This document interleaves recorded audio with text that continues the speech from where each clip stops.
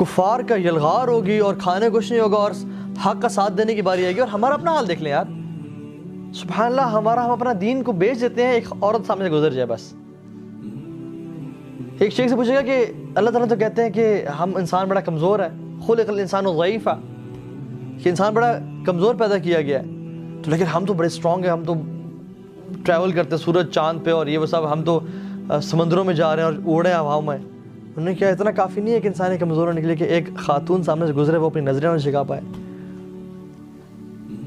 وہ ایک اپنی ٹیمپٹیشن پہ کنٹرول کرنا چاہے اور بار بار اس کی طرف واپس پلٹ جائے اور کنٹرول اپنے نفس پہ کنٹرول نہ ہو پائے اسے. تو وہ لوگ جو ہوں گے نا جو استقامت والے ہوں گے, اللہ تعالیٰ ہم میں سے بھی یا ہم میں سے یا ہماری اولاد میں سے ان میں سے ایسے لوگ نکالے جو کہ اگر ہمارے دور میں ہے تو ہمیں, اور ہماری نسلوں میں ایسے نسلیں نکالے, اور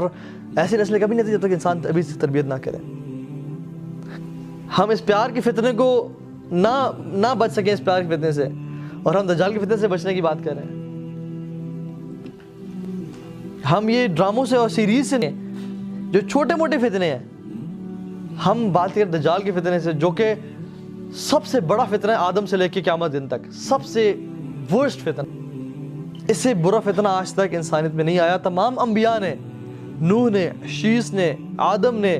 تمام انبیاء نے اپنے قوموں کو ڈرایا فتنے کے بارے میں. امیجن اس دور میں کائنات کی شروع میں شیس علیہ السلام کہہ رہے ہیں کہ میری قوم ڈر جاؤ دجال کے فتنے سے, بچا لینا اپنے آپ کو. تو یہ بڑا برا دور ہے. جان لیں کہ اگر ہم آج اپنے آپ کو فتنوں سے نہیں بچا رہے نا تو دجال آئے گا تو ہم ایسے اس کا شکار ہوں گے, ہم اس کے ایسے پجاری بنیں گے. جب یہ چھوٹے موٹے گیمز ہیں, جب یہ چھوٹے موٹے پرابلمز ہیں, ہم ان کو نہیں بچا پا رہے, تو کل جب بڑا مسئلہ آئے گا نا تو ہم اپنے آپ کو نہیں بچا پائیں گے. اور اپنی نسلوں, خدا نہ خواستہ ہم اصلی نسلیں تیار کر رہے ہیں جو دجال کے فالوورز بن جائیں گی اور اس کی پوچھ رہی ہوں گی, اس کی اطاعت کر رہی ہوں گی, اپنا ایمان بیچ دیں گی. اگر ہم نے آج سے اپنی نسلیں ایسے تیار نہ کی اور نیک پردہ دار خاندان میں شادی نہ کی اور اپنے آپ کو چینج نہ کیا اور ایسی نسل نہ پیدا کی, تو واللہ میری مطابق دجال کا آنا بہت قریب ہے, بہت قریب ہے. اللہ کے نبی نے اپنے آپ کو کیا, کہا کہ اگر دجال آ گیا اور میں موجود ہوا فإنی حجیج, I'll take care of you guys, میں تمہیں بچا لوں گا. لیکن اگر دجال آیا اور میں چلا گیا وہ اس دنیا سے, مطلب میرے جانے کے بعد آیا, فَكُلُّ امْرِئٍ حَجِيجٌ عَلَى نَفْسِهِ, تو ہر بندہ اپنے آپ کو بچائے, پھر ہر بندہ اپنے آپ کو بچائے. اور صحابہ تو امیجن کرتے کہ بس دجال اور اپنے آپ کو پکا رکھتے ہیں. تو خیر اپنے آپ کو نا ایمان اپنا بڑھائیں, اپنے ایمان پہ کام کریں, اپنے ایسی نسلیں چھوڑ کے جائیں جو آپ کے لیے صدقہ جاریہ بنے, بجائے کہ قیامت جا رہا کہ تمہارے بیٹے اور تمہاری بیٹیاں یہ گناہ کر رہے ہیں. کیونکہ جو ماں باپ اچھی تربیت کریں گے اپنی اولاد کی, حدیث میں آتا ہے ایک شخص درجہ بلند کیا جائے گا, کہ یا اللہ میرے تو اعمال ختم, مجھے تو اجر مل گیا. انہوں نے کہا نہیں, تمہاری اولاد تمہارے لیے دعائیں کر رہی ہے, تمہارا درجہ بڑا ہے. اور جو شخص اپنی اولاد کو میوزک پہ, پارٹیز پہ اور موویز پہ اور ٹی وی پہ لگا کے چلا گیا, تو وہ